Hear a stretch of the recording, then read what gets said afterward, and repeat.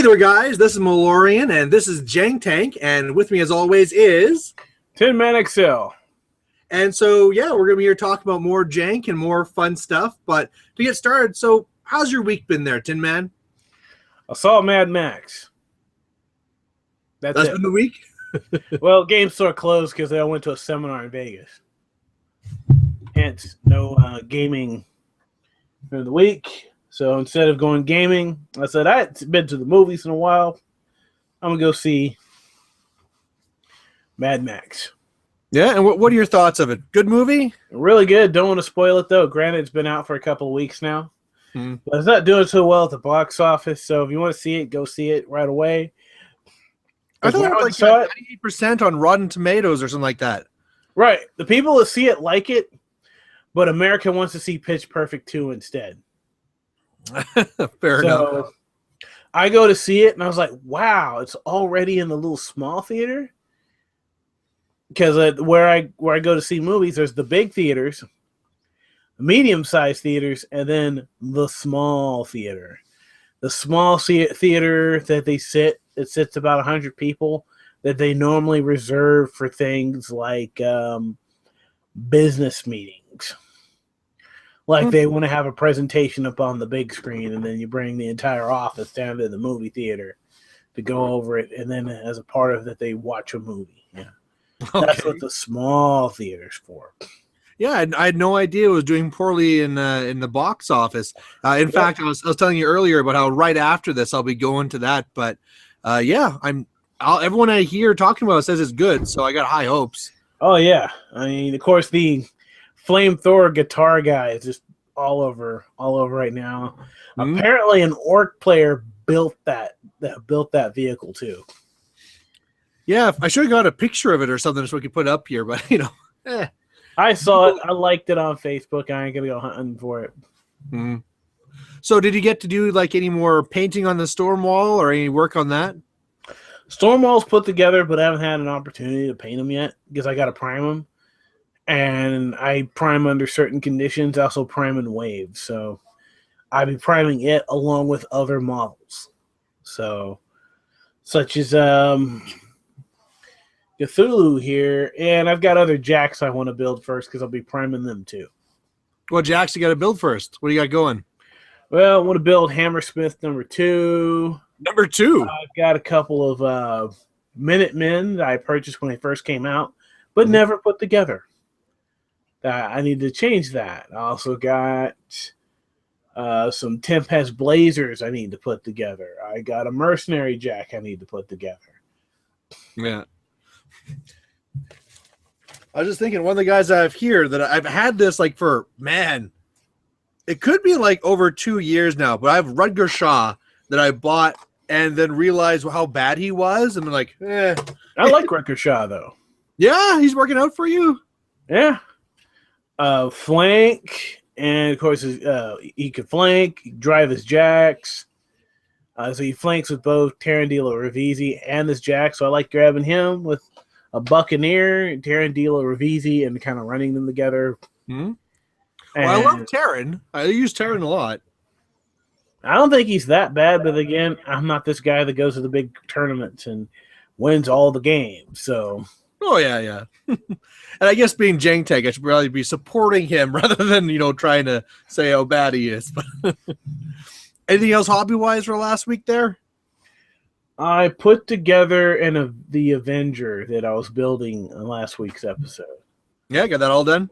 Yeah, I got that done. And then I was like, well, I'm going to build I'm going to build Hammersmith number 2. Never got to it.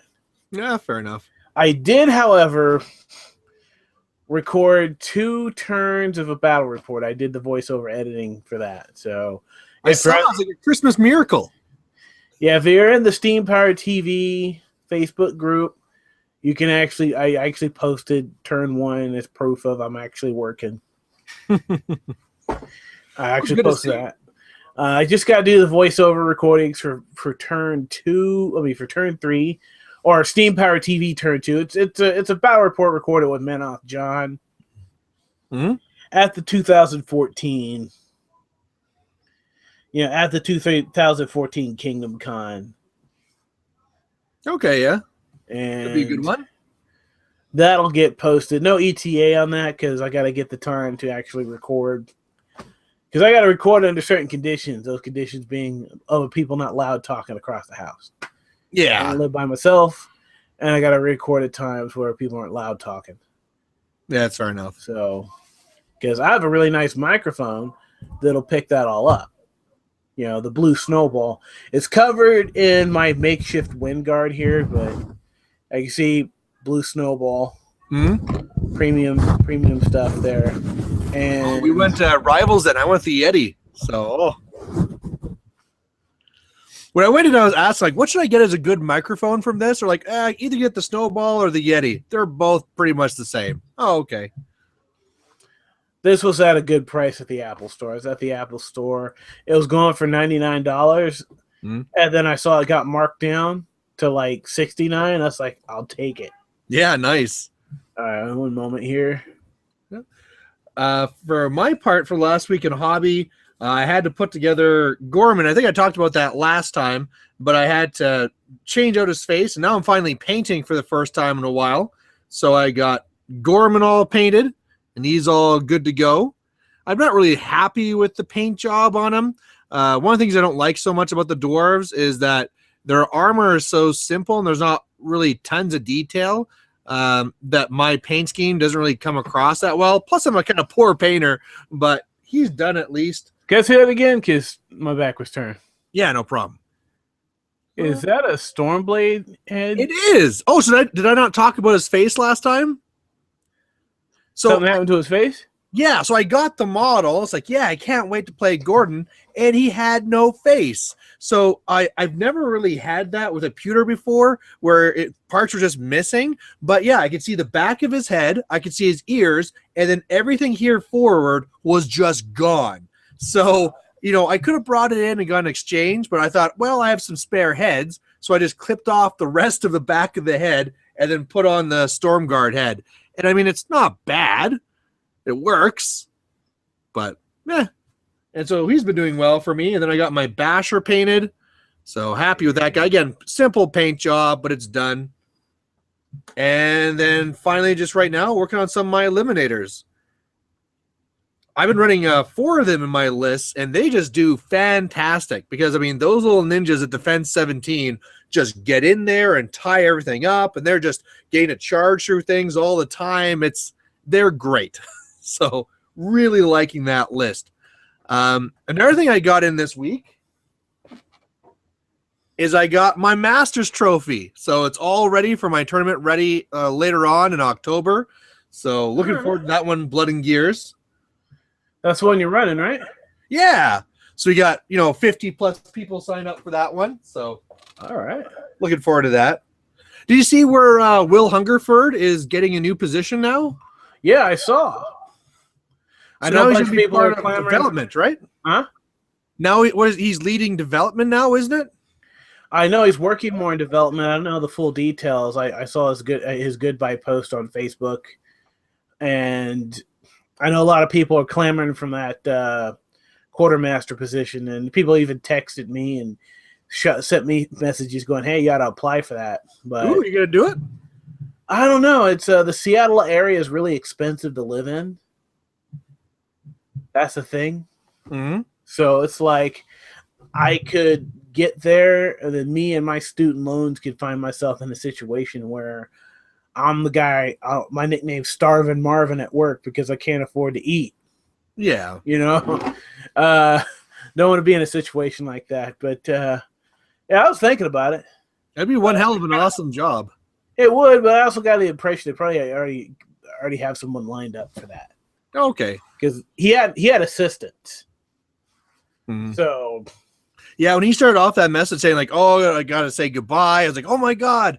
I just got like a connection with him for dealing with this, so I thought that's fantastic. I could be working with him in the future. And then when he was saying goodbye, it's like, "Oh no!" But then he's just moving on to another position, still there. Yeah, he's director or whatever it's called of the organized play. So actually, like writing up the steamrollers and stuff like that. So it'll be interesting. So if you want to see 3 lists for Masters, go and tell Will Hungerford that you want to see that changed. Well, Yeah. Yeah, I don't know, I just went blank. Oh, that's fine. So otherwise, yeah, I've been getting a few games. Unfortunately, yeah, you said you got no games because stores closed and stuff. But yeah, really liking these mercenaries, and that's actually a great segue because I was actually looking into in the last couple of days the Puppet Masters one. That's the one with Epsilon Thexus, and at first I thought that he could only be taken with drudges, but that's just his tier list.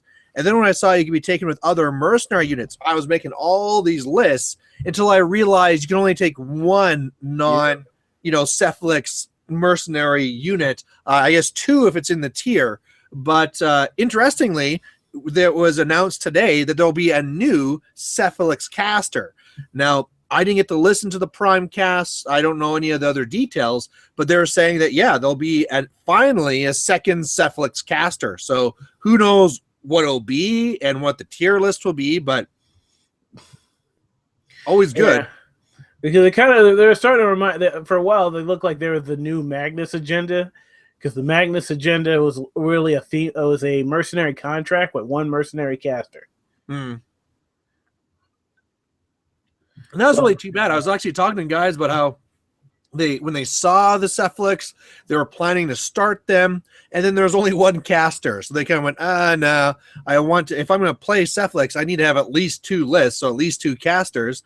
And I actually saw somebody else post saying that they're going to be getting two new ones. I think that's not going to be true, but hey, one's fantastic. Yeah, it'll be interesting to see what the other Cephalix is. And then some new stuff for Ret. There's a whole new house or whatever it's called now for Retribution. So I don't know. The Pirates supposed to be getting more stuff because I know they kind of shuffle the names around to suggest that they may be getting some new pirate units. So yeah, we'll have to be seeing all the stuff that's coming out. I think doesn't the book the No Quarter come out tomorrow? The newest No Quarter, I believe I have that. Okay, because someone was saying that everything was going to come out tomorrow for Thursday because some book's going to come out, and it can't be the new actual book, so it must be the No Quarter is what I'm thinking. Yeah, I got the new No Quarter. I just don't know where I put it or go through it. I also got, because it's got the battle report between Haley 3 and Denager 3, and I haven't had a chance to read that yet. Okay, yeah. I don't know. I thought there was supposed to be something newer after that, but either way, once we get to Lock and Load, all this stuff that'll be known, right? So soon. It's another year where I'm too broke to go to Lock and Load. Well, you see, there you go. If you lived in Seattle and worked for Privateer Press, it would not only be cheaper because you're closer, but you could go for free. And not have any fun because I'd be doing a bunch of work. Yeah. Well, I guess working for them would be fun, but still, yeah. So we'll see. It means you would see Seattle James on Steam Power TV again because he's back in Seattle. Oh, okay. And I would bring all the Storm Smith loving because he hated Storm Smith so much. Oh, really? I would literally say, all right, I got my 2 storm towers, got my storm wall, got my fireflies. We have a couple of comments here already. One from David Williams saying, tacos, chicken or beef, crunchy or soft, homemade or restaurant. What say you? It's all about the carne asada steak street tacos. And being from Southern California, I'm definitely the guy to ask out of the two of us here. Okay. Carne asada steak street tacos. That's the tacos to get, street style tacos that we have here. I have here in the Southwest or just the Southern United States or in Mexico. Just real simple. Just meat. You just got the corn tortilla, couple little corn tortillas, a pile of meat on there, throw in some cilantro and onion, and there you go. Yeah, we'd make a lot of burritos here in this family, which are basically soft tacos. But we have some hard tacos sometimes, but not very much. They always break and the kids get pissed off and. Street tacos do not break. Yeah, Because it's a soft corn tortilla, so it's tougher than a flour tortilla, so it's not a burrito. Because they're born on the street, right? They're raised on the street. They're tougher. And like I said, you just fold it up in your hand and you start eating it. Okay. I don't know why. They're about 3 inches in diameter when you have one. So think of a 3-inch AOE, 3 or 4-inch AOE with a bunch of meat piled in there with some cilantro and onion. Fold that in half and start eating it. Here's a painting question for you there, Tin Man. Do you paint eyes on your guys? I do. I have this method where I black the area for the eyes, then I put some white across, and then I put a dot of white in there. I'm sorry, a dot of black or brown in there to make the pupils. Because I do this easy thing where I just put like white and then dot of blue and then just clean it up after with the skin color. But I was actually mentioning, what bad of a painter I was before. And I had somebody say to me like, oh, no, you're a good player. Or you're a good painter. You put on the eyes. And to me, that seems like that's a low, simple thing, right? We're not doing like this crazy, like two brush like shading and stuff. It's just like I'm putting on eyes. This is easy, guys. But that leads into this one here with Lord 17C, who says simple paint jobs are good because, hey, better than silver or primed or plastic. And also 17C says, guess I'll wait a bit longer to get the PG status. Maybe we kind of scared him with saying you have to do work when you go to lock and load and stuff like that. Oh, if you're a press ganger and you go to a con, and if you want to help out, it's like you do a 4-hour shift. They actually schedule a shift for you. You got to show up for your shift on time, like you would for work. You get like a 10-minute break during your shift, and you're doing things like demos and stuff like that. The type of stuff you do in or should be doing in your local game store. Yeah. But I mean, I'm sure it's not like you don't get to enjoy yourself and play like normal, right? You still get to play. Oh, you can still play, yeah. Yeah. Sometimes you're just keeping an eye on things. You're there just to be a guy be available for questions and to keep an eye on stuff. So Lord 17C, if you have an opportunity to be a press ganger, do it. I did not go for being a press ganger when I had the opportunity, and now that I want to, I can't because all the press ganger spots are taken up in my city. So if you have, were you told that? Have you applied? Well, I haven't applied because who am I going to go with? All the stores already have a press ganger already. You can still apply, but you need to apply underneath a store, right? No, you don't. No, we're not assigned to stores. Oh, I thought that's how it worked. No, it's not. Now, Games Workshop, that's how they did it. Like Games Workshop did it that way, and the people that ran the organized play for BattleTech did it that way, and a number of other companies. But Privateer Press, you're independent. You're actually supposed to be neutral, and not be biased towards any particular stores. Damn, I got to go back and go after this. I've been always saying like the sob story of, oh, I can't be a press ganger. Now it turns out I could have been the whole time. With the press gangers in town? What's that? Sorry? Are you cool with the other press gangers in town? Oh yeah. Go for it because you could work something out with them. Huh. Well, this has been a good learning opportunity. Yeah, because like I got like there's multiple game stores in my area. And I go around to all of them, except for one but that's a whole nother story. Okay. And I'll do demos and stuff like that. But yeah, there was another press ganger in this town. No biggie. He was doing his thing for a while until he moved away. You can have more. You can have multiple press gangers. It's usually privateer press that determines if there's too many in an area. So if they come back and say, yeah, well, we've got good coverage there, then of course they may turn you down or they may bring you on. Well, I think I'm going to follow that up. Yeah, especially if you're organizing a masters, like things for conventions and stuff, then yeah, definitely. Oh yeah. All right. Well, there you go. Do you want to get into that jank or junk now? Oh yeah. Let's hear it. All right, so I have the jank or junk for this week, and this is actually what I'm really excited about because it got really crazy really fast. So I've been playing a little bit with Calaban, and I've been trying to make him work. I like the fact that he's Fury 7, so I can run more beasts. But any list I make with him doesn't seem to be going that well. Well, in one of my last battle reports I put up, I had somebody post up saying, well, why don't you go for the next tier list where you're able to go and put more things onto Snapjaw and Wrong Eye.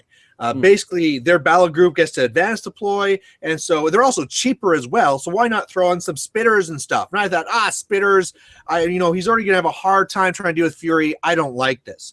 And then I started thinking about the fun stuff about wrestlers and throwing. And if I can get a 7-point wrestler, I can get a lot of work out of throwing. So here's the list. It's Calaban, and he's running a wrestler. Okay, that's all he has.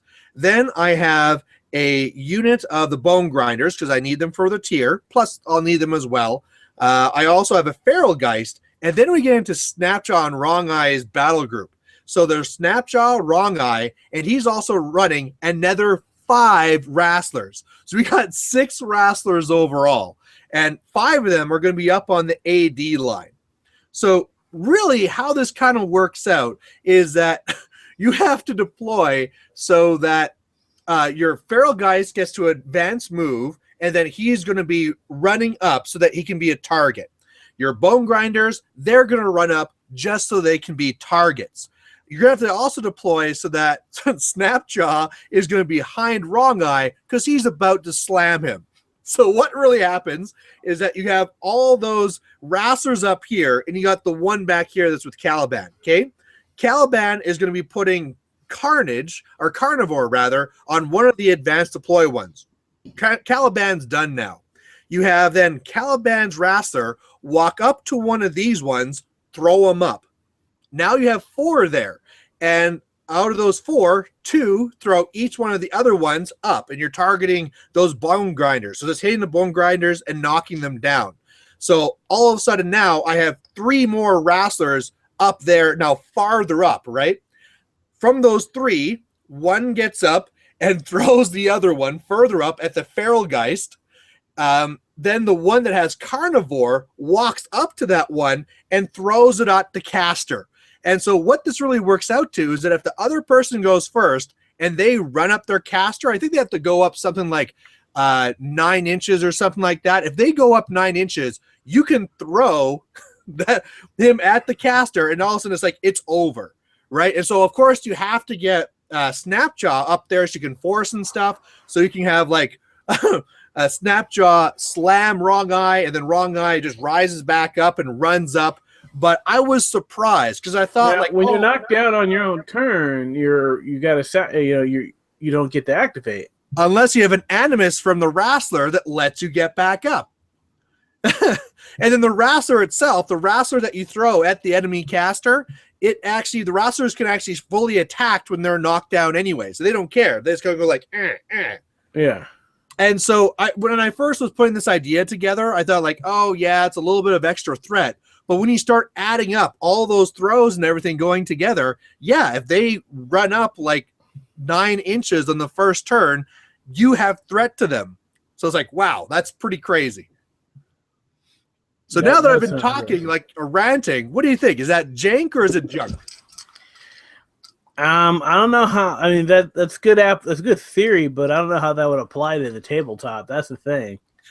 I'm sure it's one of those things that when it works, you look like a genius, but all of a sudden, if you fail one like strength test or anything like that, it all falls apart. The worst would be if you got all the way to the end, threw it at the caster, and then missed the caster. That would be like, well, all this was for nothing. So I am guessing this is going to be the first one that's going to be put down as the junk. Well, too crazy. Something that would have to be played out on the tabletop. Like I said, that's because I'm just trying to figure the logistics and the rules of it. Yeah, because I take it the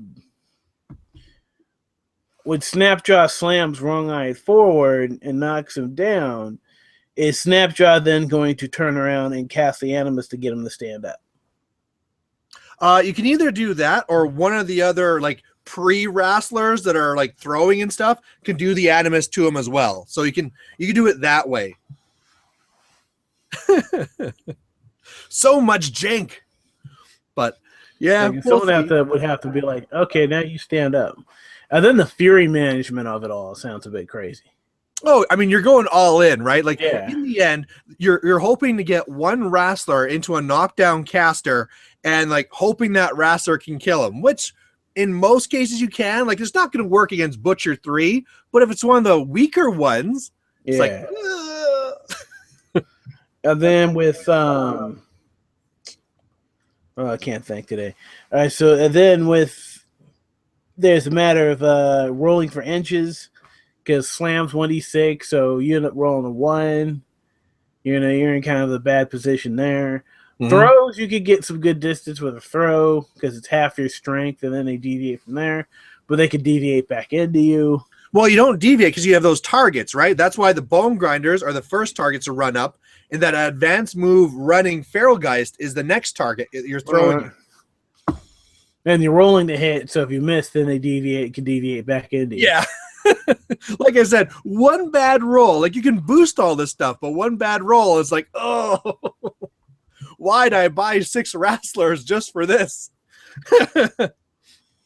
Yeah, you may want to get some proxy bases for that.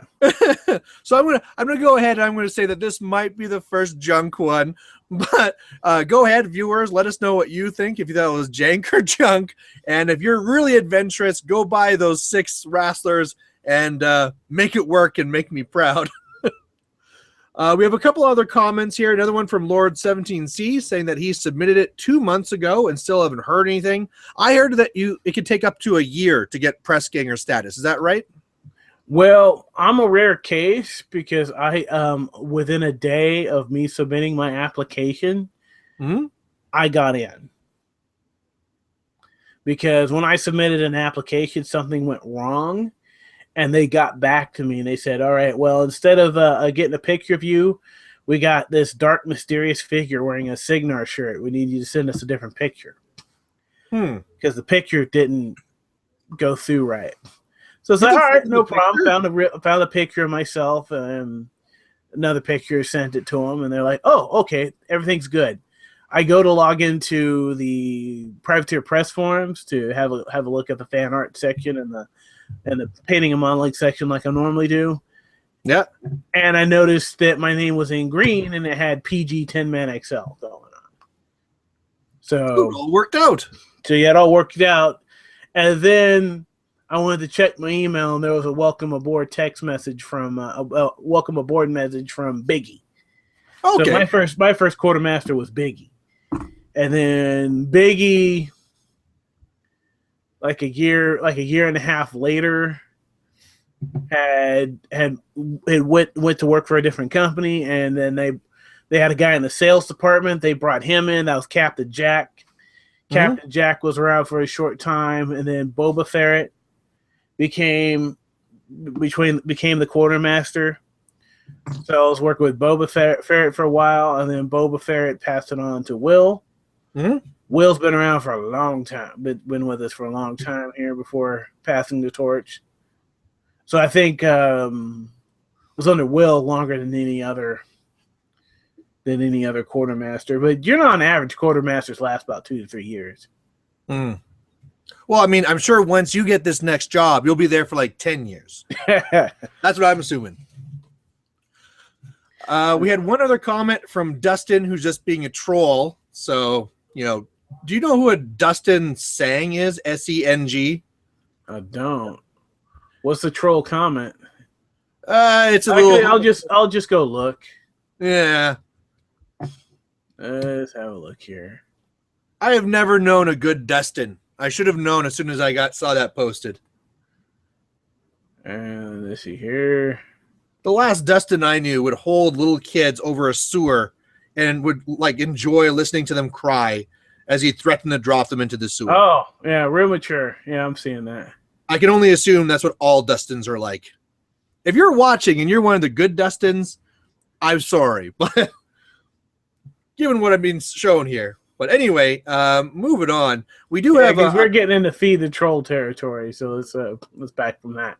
Yeah, back up, back up, back up. We do have a couple of questions that were sent in to us from the video. Did you get a chance to look at those? Questions from the video.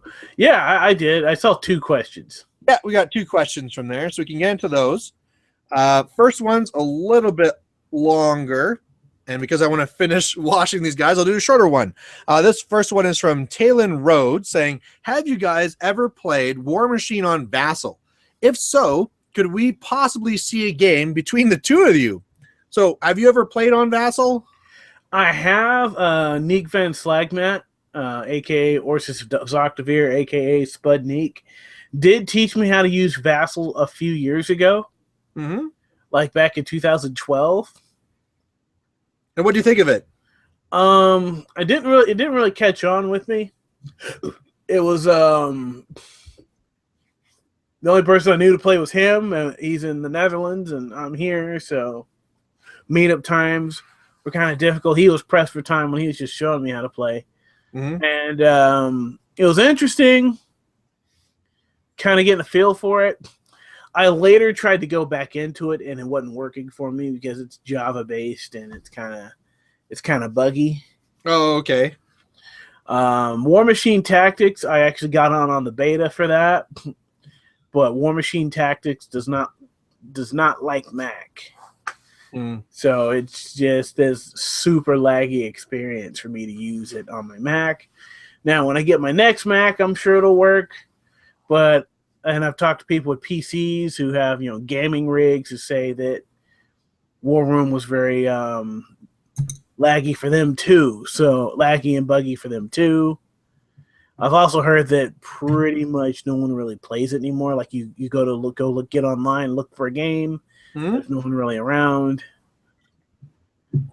During the beta, I would get in and I would open myself up for a game, and someone would show up eventually.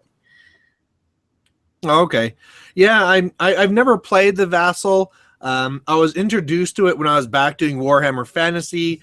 And to me, the appeal never really got me. I mean, I like the idea where you can play people anywhere, but that whole enjoyment of the game they're just kind of like skewed, right? I like having the models in my hand. I like moving things around. I like having that person-to-person interaction.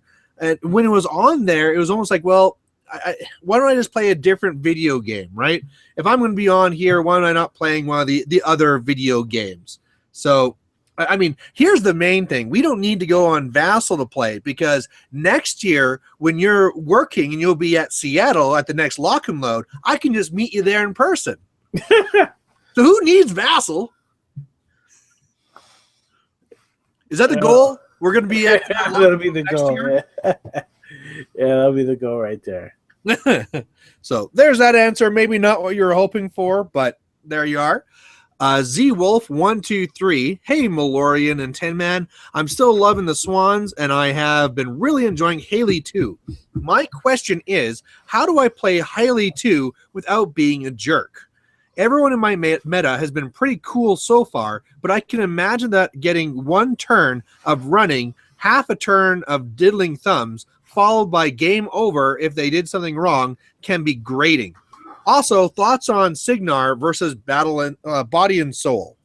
Did you have any comments on that one? I know it's a little bit more competitive stuff, but I mean, how does he play Haley 2 and not be seen as a jerk? Well, I don't really have that problem in my meta because I'm not like winning games with Haley 2.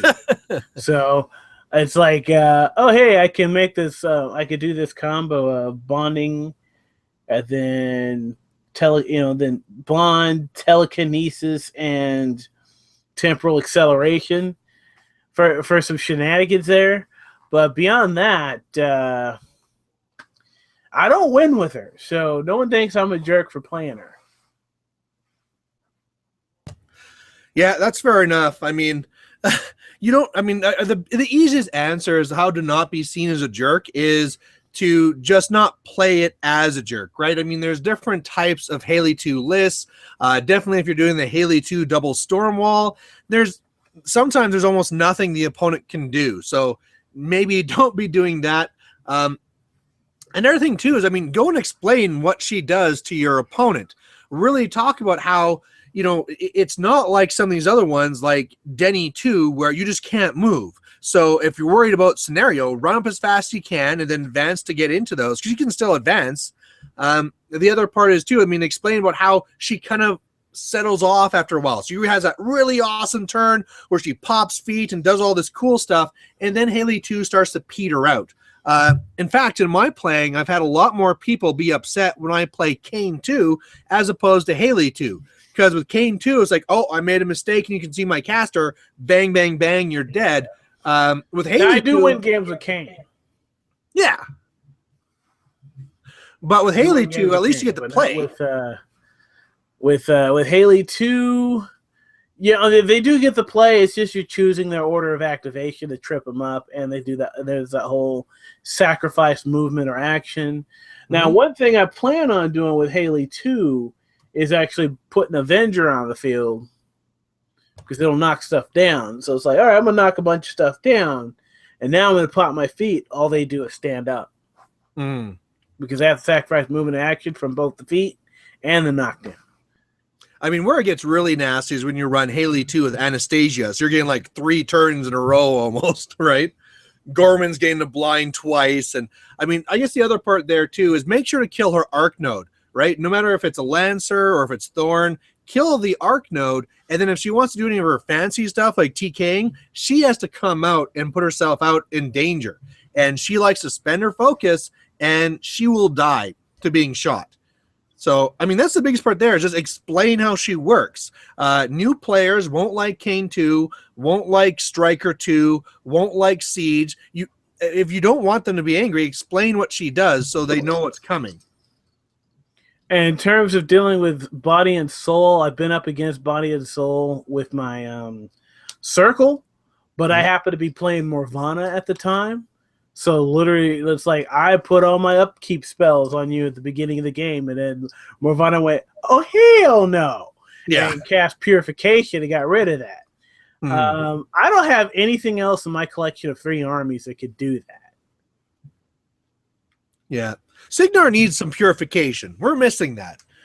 Maybe Haley 3 will have purification. Just some form of upkeep hate that isn't coming from a mercenary. Yeah, because there's Iris too. But the biggest thing there is, I play a little bit of a different type of Signar where I take lots of dudes. And so the biggest thing against Body and Soul, just Denny 2, is that you have to be aggressive. If you try and hold back for a second, you're going to be feeded on, you can't move, and she's just going to scenario win. So get up there as fast as you can. In my list, I have 2 units of Press Gangers, and after they run up first turn, you're going to have a hard time just winning on scenario like that.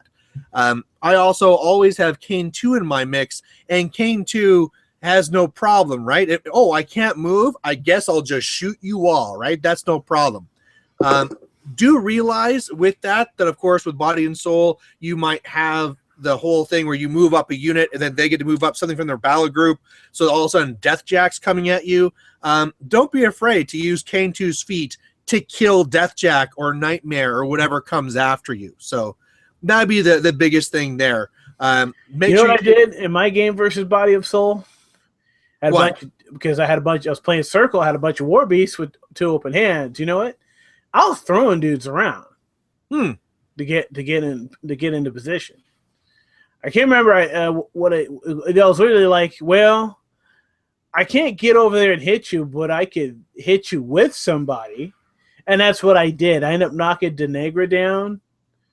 And then I had some shifting stones that are still all 3 of them are attacked, and managed to shift something over to Denegra and beat her to death. Yeah. So in general, I don't think Signar is one of the biggest armies that has a problem with Body and Soul. It's not something like Trolls, right? If you're playing Trolls, you're slow, you don't really have the best shooting. Like, they hate facing Body and Soul. That's why you're seeing so much Calandra right now, because then all those advanced deploy lights can get in there and contest. But Body and Soul still not as bad as Bradigus. I don't even own Bradigus yet, because I'm leaning towards the Living Beast.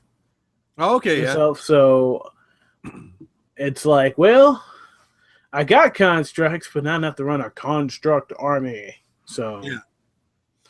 I haven't bought shrimps yet, even though I need them. You know, I got 3 world weirds. I purchased the 3 world weirds because all 3 of them came into the shop that I was hanging out at the time.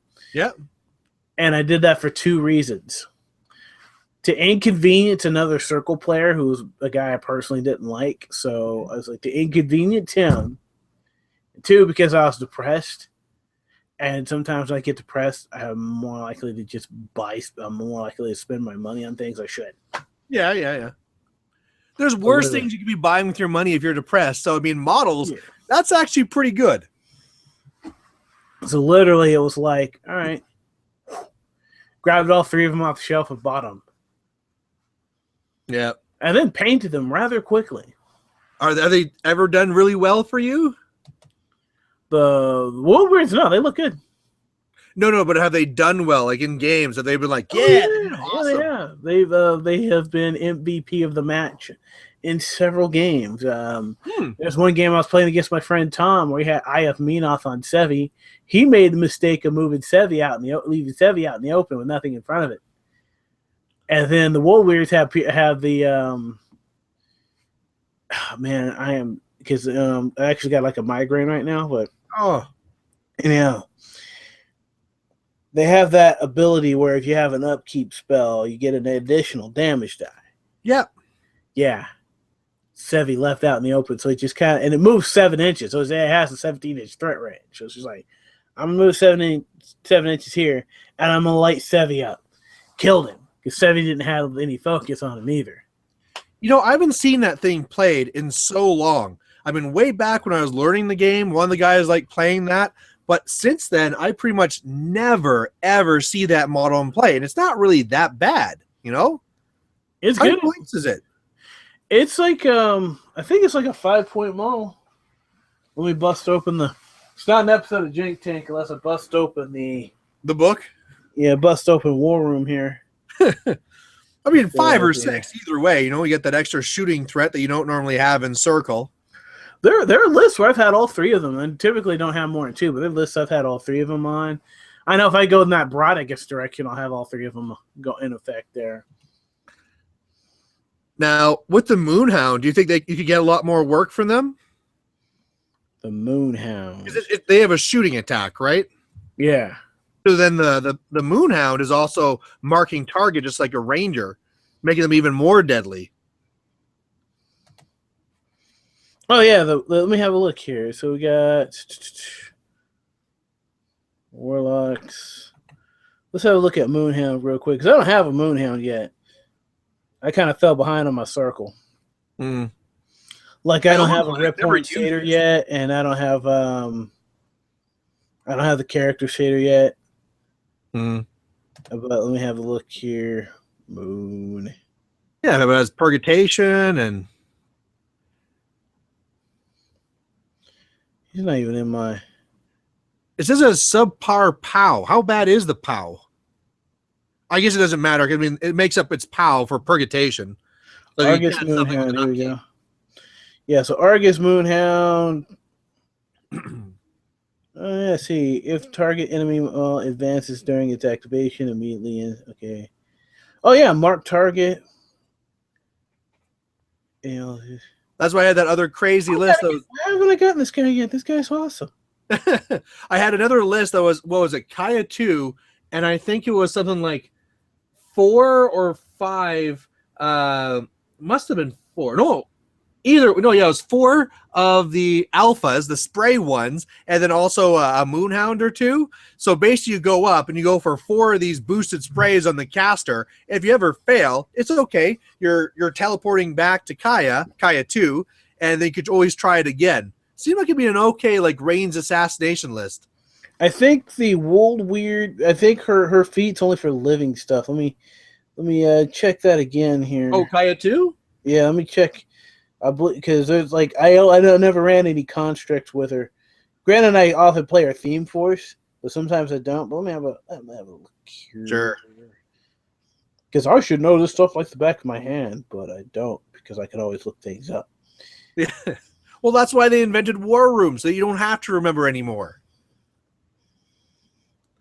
I swear, like everyone's gonna get so used to just like not having to remember because there's War Room, and then War Room will fold for some reason, and everyone will be in panic. Oh my god, I don't have my War Room anymore.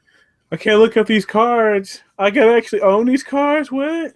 Yeah. Well, what's crazy is I know somebody who hasn't really played War Machine since like 2007, 2008. In fact, yeah, it's more like 2007. And he decided he's gonna play again. And he had a Krix army from back in the day. Yeah. He needs the cards. They stopped making the catch-up, the Mark II decks. You can't find any. Oh, really? Really. So he has to go to the Privateer Press website and order all the cards individually and end up paying way more. Yeah, especially if you're getting a whole faction, right? That's going to really start adding up. Like they're what, 50 cents a card? But if you need like all the cards, it's a lot of money. Right. So it's like and of course, you know, after you go and you spend all that money, that's when they'll say like, "Oh, Mark III, you son of a bitch," you know, like Mark III's coming. I don't know when, but Mark III's coming. Yeah. So far, Mark II has lasted longer than Mark. So far, Mark II has lasted longer than Mark I, though. Well, that's because it was better. Oh yeah, because Mark I went from 2003, from like the very end of 2003 through the very end of 2009, and then in January of 2010, that's when Mark II officially begun. You know, I'd be happy if Mark II just stays forever. I have no problem with this version. I know others want it, but I'm happy with the way it is. Well, so am I. But I'm saying Mark III is coming because they might revise things. They might streamline the game even more. Maybe, yeah. There's because I think they're looking at their sales figures and going, these certain things are being sold, these certain products move, and these products don't. Now, I know that was a big part of the transition to Mark II was getting people to play with stuff that they normally left in their case or didn't buy at all. Was a part of it, and just serious game balance issues. I mean, well, you know, I don't even see that as a need anyway. Because let's assume that you had a bunch of stuff that wasn't selling. Well, if you're coming out with new stuff that is selling, you're still making that money anyway, right? The first models you made, like, sure, somebody might never buy Nemo 1 ever again, but if they're buying Nemo 3, does it really matter? True. But I had a question come up, or an issue. Let's call it an issue. When you are playing against an army that has multiple units of the same type, do you feel it needs to be marked so that you can tell the difference from the front? Personally, what I do and what a lot of people do is in the back, they'll mark which unit it's in, but not so much in the front. Do you feel that you have to mark on both the front and the back? My press gangers, I don't have distinctive markings to tell them apart, so sometimes they blend together, but the basing is different, slightly different, so that's how I could tell them apart. Yeah. I just had I had some local guys talking about that, about how they thought it was a big issue, and where it really applies to me is the same thing. Press gangers, I made them a little bit of a different color, so it's not so bad.